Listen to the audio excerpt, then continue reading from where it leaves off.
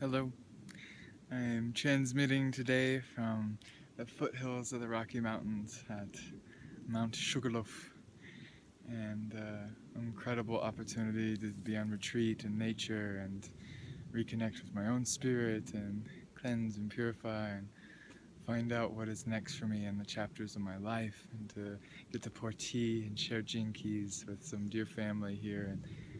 Um, and today we're working with Gene Key 62, which moves from intellect to the gift of precision, to the city of impeccability. And in the Bagua, we're looking at the mountain underneath and the thunder, the lightning above. This is an amazing contemplation for me. It's a contemplation of some powerful opposites and what their dynamic tension is together and what their synergy can be together. You know, it's amazing to be here in the mountains in this amazing pristine air and the stillness and the silence and the vastness of the Keeping Still Mountain that we've been working with over each of these keys, the mountain of appreciation, of pausing into this moment and appreciating what is, to allowing the discomfort to be a portal deeper into the moment, into this present moment. And thunder, right? We've just introduced this lightning element, the arousing thunder of awakening, of initiative, this electrical energy that's alive as the thunder rolls across the mountains. There is this incredible energy that we can tap into, this awakening energy, rooted in the Keeping Still Mountain. So in the shadow, the intellect is the agitation when we feel stressed, the restless electrical energy, the impulses of the mind to try and fix the situation, that uses facts and details. You know, this in the I Ching, this is called preponderance of the small, the overwhelming power of the small. So those tiny little details of life, they can either be a great teaching, like this blossoming of this flower, of the bees as they move, as the jellyfish as they swim, these tiniest little creatures of the ants as they move, they teach us something profound about life. Or we get lost in the details, we get lost in these minute, mundane issues. And the intellect is the shadow here. It's this mind that tries to use that to actually avoid the depth of feeling that the mountain of the heart is wanting to open to. So when we feel stressed from something in our life, there's this agitation that can emerge. And the mind may hook into that and try to use logic and reason, and it's not that those are bad, those aren't shadows in themselves, but where are we coming from when we try to explain, fix, try to divide reality into categories that make sense to the limited mind instead of opening to the vastness. In the Gene Keys, the programming partner, the underlying cause is psychosis and intellect and psychosis, right? The vastness of being completely ungrounded, completely delusional, completely lost in the Maya, or being so focused that we collapse our energy into something so crystallized and stagnant. So the thunder is here to awaken energy. We've been practicing this mountain so that we're rooted when the thunder of new energy comes, when the catalyzing change, when crisis comes, when challenge emerges in our life. It's an awakening medicine. So do we get reactive and need to quickly get out of the uncomfortable situation? Or do we let restraint teach us when initiative is proper, when and how resistance. When I feel resistant to something in my life, it doesn't always mean it's a no. Fear doesn't always mean it's a no. There's healthy restraint to pause, to listen to what is most beneficial in this moment. But resistance and stress can be a great doorway to liberation, to truth, to exactly the right step. So the gift of precision, of using the incredible intelligence of the mind, but not just the masculine, logical, linear mind, but the feminine timing of harmony and listening, can make precision, can make the poetry flow. to provide initiative, that acupuncture needle into the world, the giving of our heart in a true way, in a pristine way, in an impeccable way that emerges from the restraint and the appreciation of the heart. This is what's so powerful about the ability to bridge the mind, the heart, the body, the belly, the bones, the blood, the very vibrational intent of our cells. You know, if we're not reacting to the situation, but at the same time, this hexagram has a profound way to beneficially sculpt the information around you into its most precise, pristine truth. And sometimes, when we're really, truly rooted in an unattached way, we can say the perfect thing to help someone else or help ourselves. You know, the precision of art is to move the heart into a more precise, clear way of thinking, of feeling, of being. The initiative, the lightning bolt of change, rooted in the pause and appreciation and embodiment, deep listening and patience, and impeccability, awakening through stillness.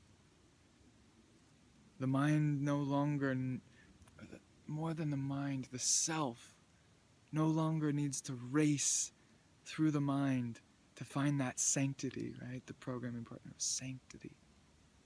Impeccability is an authentic, true being. Doesn't mean we're always perfect. In fact, a lot of times when we're truly heartfelt, authentic in our communication, that may trigger a lot of shadow out of another person.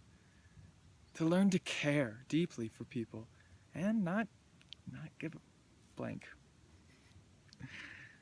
It's important to voice our truth.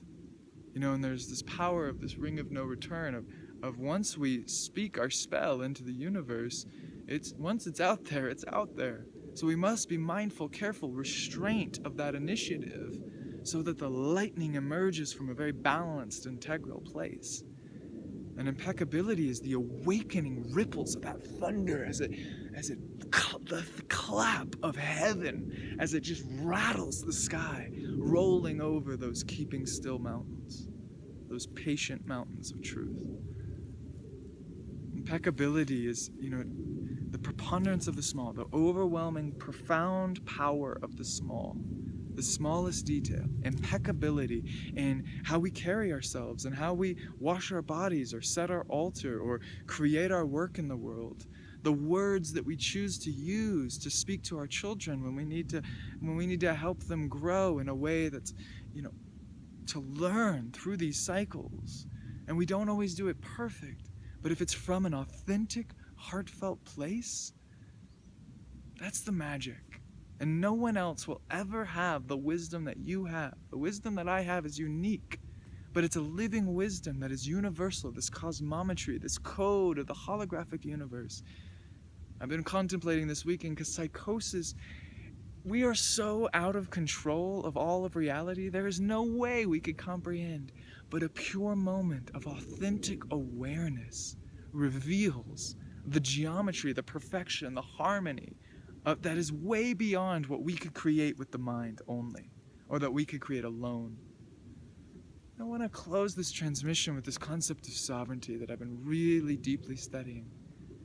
You know, sovereignty, that mountain of sovereignty, of stability, and that lightning power of when we can speak. Where are we coming from when we speak to others, when we engage with others?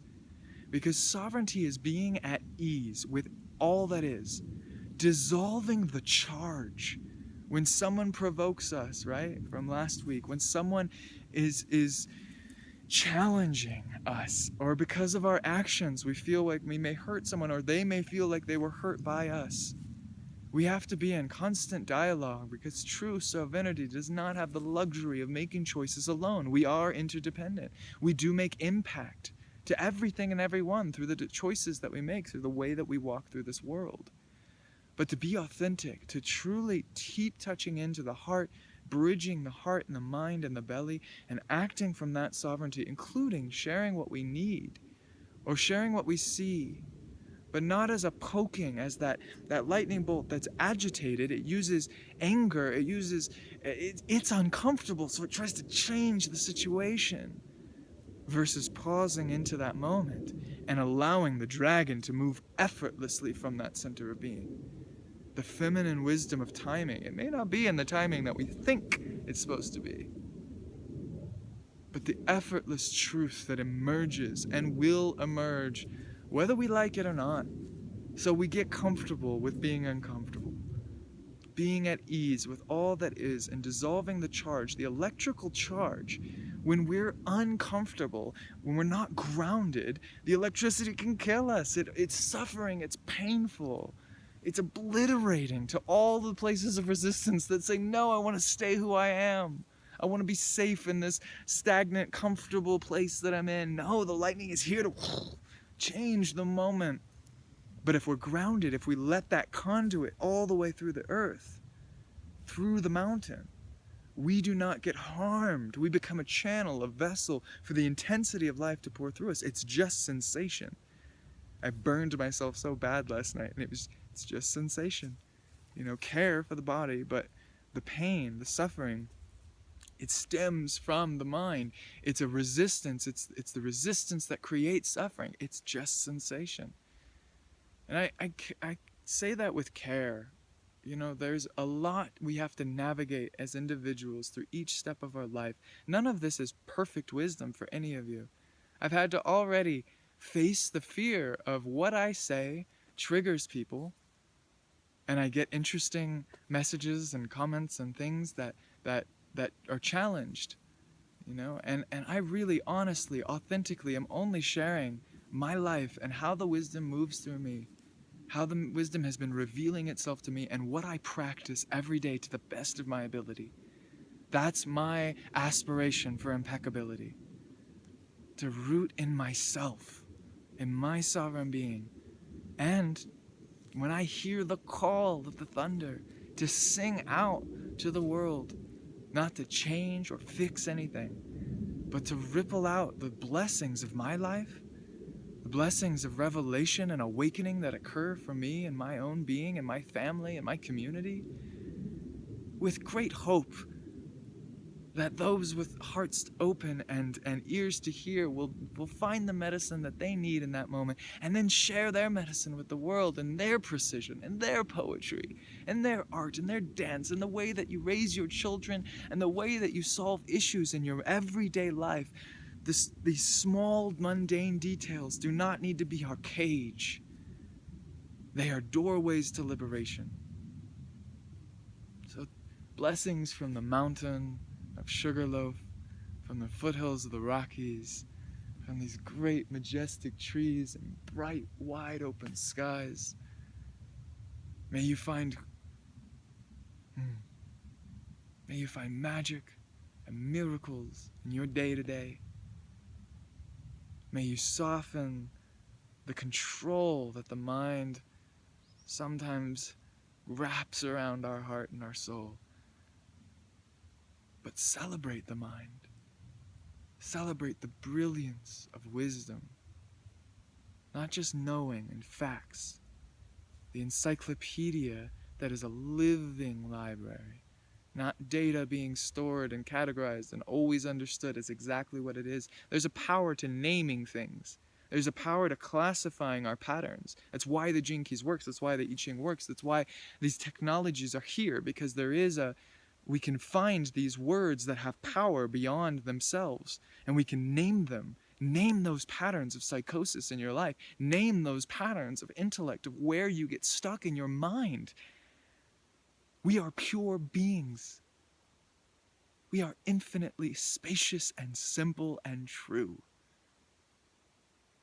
And by naming the patterns that are keeping us in locked cycles, we have the opportunity to breathe back into that natural happiness, that natural spaciousness. I hope that this enlivens something for you. It certainly feels amazing for me to just get to speak my heart again. So thank you to all of those that have been supporting this mission. I'm excited that over time these words will become another book or an app or something. But I just appreciate this opportunity to transmit, to speak to you, to my friends, to my family, to people I've never met. May your life be blessed. May we all find happiness and freedom. Rooted in appreciation, the thunder moves our being to something new. Bless.